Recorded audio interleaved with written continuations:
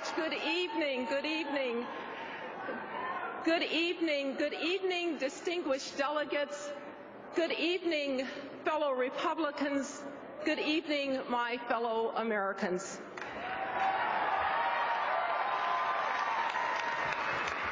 We gather here at a time of significance and challenge. This young century has been a difficult one. I can remember as if it were yesterday when my young assistant came into my office at the White House to say that a plane had hit the World Trade Center, and then a second plane, and then a third plane, the Pentagon. And later we would learn that a plane had crashed into a field in Pennsylvania, driven into the ground by brave souls who died so that others might live.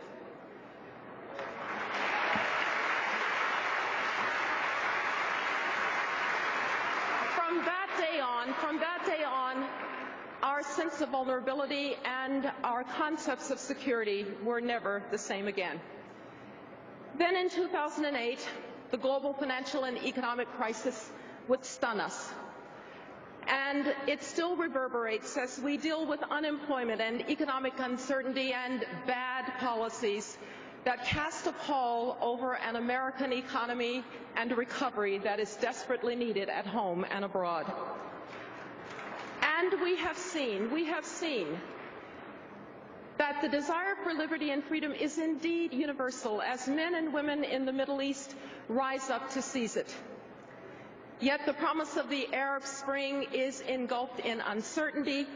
Internal strife and hostile neighbors are challenging the young, fragile democracy of Iraq. Dictators in Iran and Syria butcher their people and threaten regional security.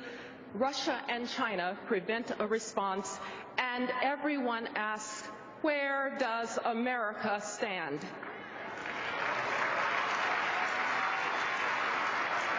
Indeed, that is the question of the hour. Where does America stand? You see, when friends or foes alike don't know the answer to that question unambiguously and clearly, the world is likely to be a more dangerous and chaotic place. Since World War II, the United States has had an answer to that question. We stand for free peoples and free markets. We will defend and support them.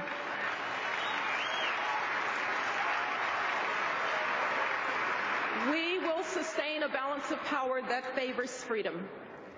Now, to be sure, the burdens of leadership have been heavy. I know, as you do, the sacrifice of Americans, especially the sacrifice of many of our bravest in the ultimate sacrifice. But our armed forces are the sure shield and foundation of liberty, and we are so fortunate that we have men and women in uniform who volunteer. They volunteer to defend us at the front lines of freedom, and we owe them our eternal gratitude.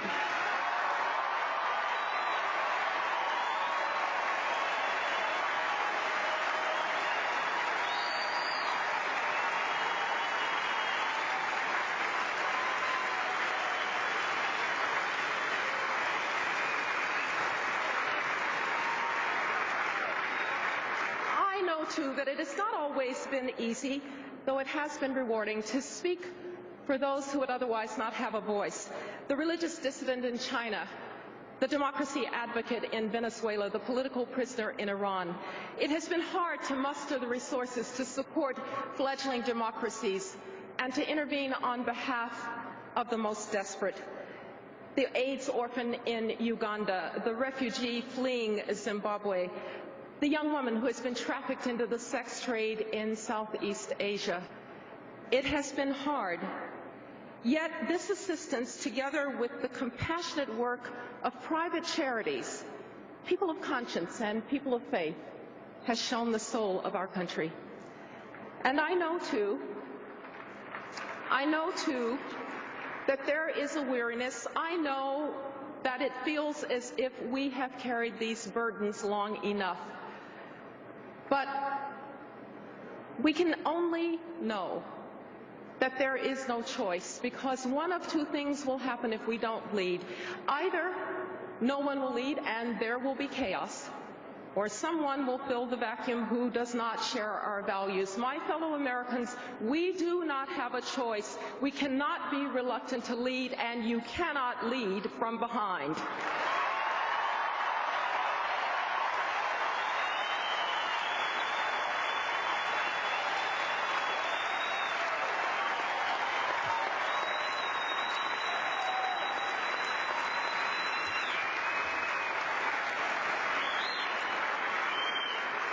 Mitt Romney and Paul Ryan understand this reality. Our well-being at home and our leadership abroad are inextricably linked. They know what to do. They know that our friends and allies must again be able to trust us. From Israel to Colombia, from Poland to the Philippines, our allies and friends have to know that we will be reliable and consistent and determined. And our foes can have no reason to doubt our resolve, because peace really does come through strength.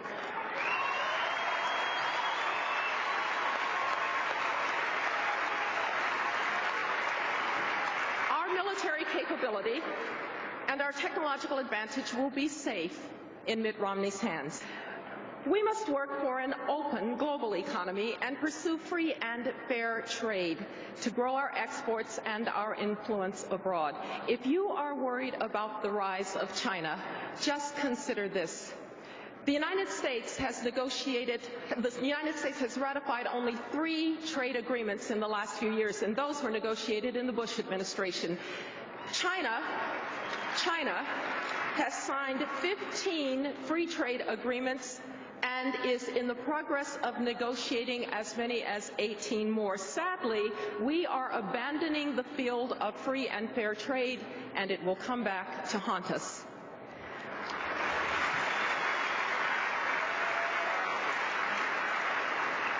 We must not allow the chance to attain energy independence to slip from our grasp.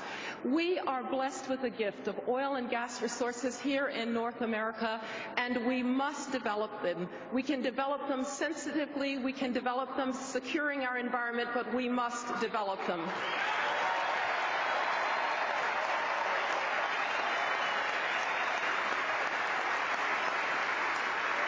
And we have the ingenuity to develop alternative sources of energy too. But most importantly, Mitt Romney and Paul Ryan will rebuild the foundation of our strength, the American economy, stimulating private sector growth and stimulating small business entrepreneurship.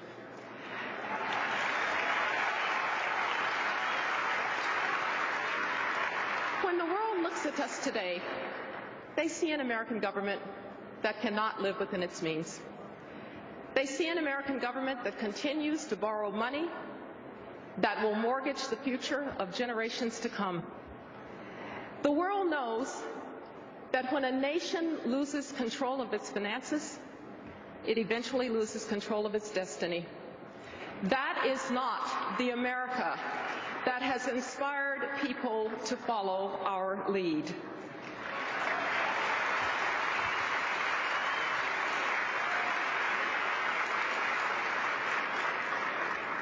After all, when the world looks to America, they look to us because we are the most successful economic and political experiment in human history.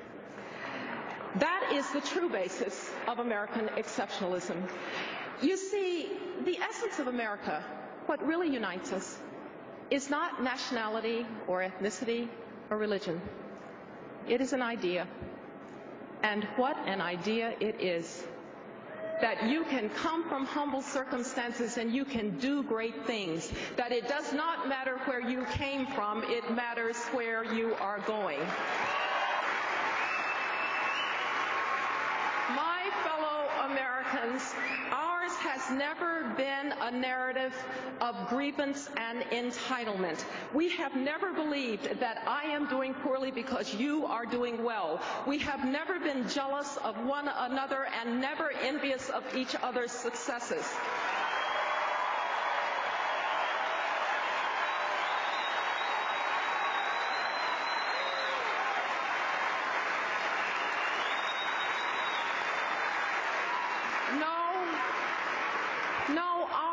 has been a belief in opportunity, and it has been a constant struggle, long and hard, up and down, to try to extend the benefits of the American dream to all. But that American ideal is indeed endangered today. There is no country, no, not even a rising China, that can do more harm to us than we can do to ourselves if we do not do the hard work before us here at home.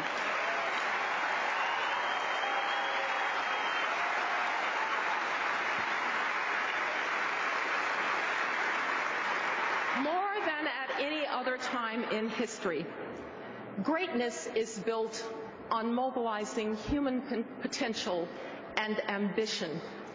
We have always done that better than any country in the world. People have come here from all over because they have believed our creed of opportunity and limitless horizons. They have come here from the world's most impoverished nations just to make a decent wage, and they have come here from advanced societies as engineers and scientists to fuel the knowledge-based revolution in the Silicon Valley of California, in the Research Triangle of North Carolina, along Route 128 in Massachusetts, in Austin, Texas, and across this great land.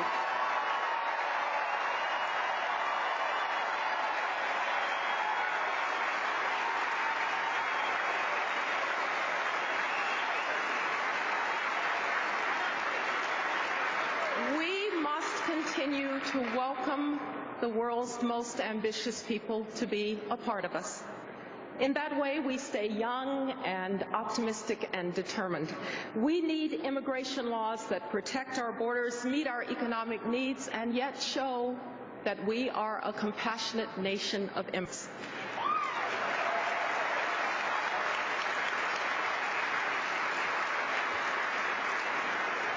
Been successful too because Americans have known that one's status at birth is not a permanent condition. Americans have believed that you might not be able to control your circumstances, but you can control your response to your circumstances.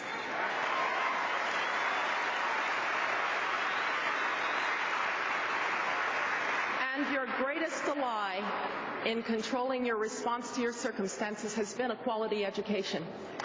But today, when I can look at your zip code and I can tell whether you're going to get a good education, can I honestly say it doesn't matter where you came from, it matters where you're going? The crisis in K-12 education is a threat to the very fabric of who we are.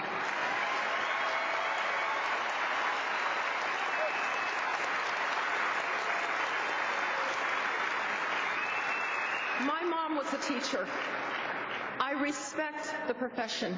We need great teachers, not poor ones and not mediocre ones. We have to have high standards for our kids because self-esteem comes from achievement, not from lax standards and false praise.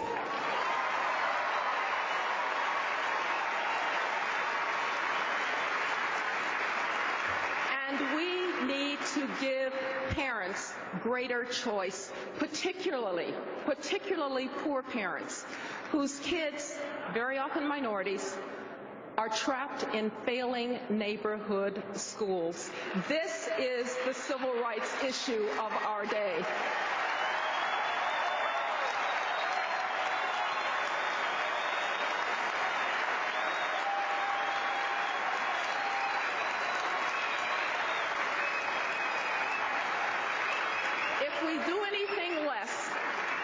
We condemn generations to joblessness and hopelessness and life on the government dole. If we do anything less, we will endanger our global imperatives for competitiveness. And if we do anything less, we will tear apart the fabric of who we are and cement the turn toward entitlement and grievance. Mitt Romney and Paul Ryan will rebuild us at home, and they will help us lead abroad. They will provide an answer to the question, where does America stand? The challenge is real, and the times are hard. But America has met and overcome hard challenges before. Whenever you find yourself doubting us, just think about all those times that America made the impossible seem inevitable in retrospect. Our revolutionary founding against the greatest military power of the time, a civil war, brother against brother, hundreds of thousands dead on both sides, but we emerged a more perfect union. A second founding when impatient patriots were determined to overcome the birth defect of slavery and the scourge of segregation.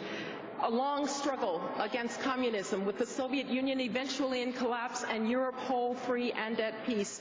And in the aftermath of 9/11, the willingness to take really hard decisions that secured us and prevented the follow-on attack that everybody thought preordained. And on a personal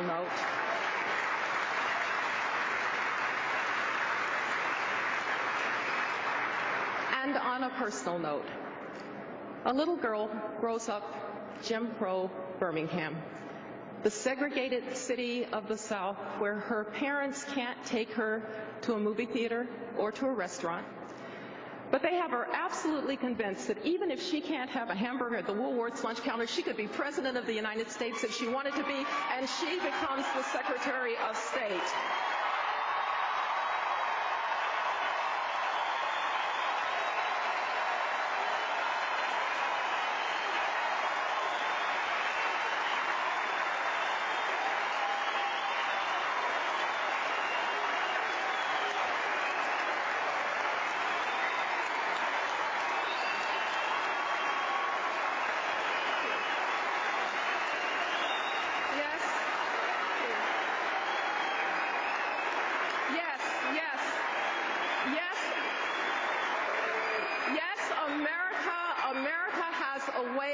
Making the impossible seem inevitable in retrospect, but we know it was never inevitable. It took leadership, and it took courage, and it took belief in our values. Mitt Romney and Paul Ryan have the integrity and the experience and the vision to lead us. They know who we are. They know who we want to be. They know who we are in the world and what we offer. That is why this is a moment and an election of consequence, because it just has to be that the freest and most compassionate country on the face of the earth will continue to be the most powerful and a beacon for prosperity and liberty across the world. God bless you, and God bless this extraordinary country, this exceptional country, the United States of America.